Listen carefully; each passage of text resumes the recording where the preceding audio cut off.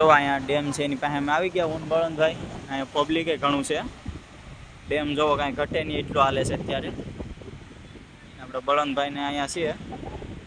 અહીં પોલીસ વાળા ભાઈ બેઠા છે. કારણ કે પબ્લિક ભાઈ સમજે નહીં એટલે જરાક રહેવું પડે. 2-3-4 પોલીસ વાળા છે. ને અહીંયા પાર્કિંગ એ છે.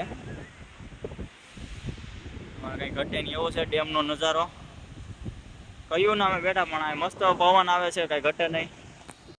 તો આ રહ્યું કષ્ટભંજન દેવનું મંદિર.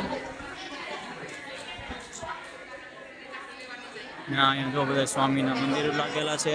ટ્રાફિક અત્યારે બહુ છે. આપણે બળવંતભાઈ અઠાવી ગયા તેમની પાસે થઈ ને અત્યારે જો મંદિરનો કાંઈક આવો નજારો છે. અહીંનો કષ્ટભંજન દેવનું મંદિર છે. અહીંયા આપણે જઈ આવવાનું છે. હવે નીકળીએ ઘરે તરફ.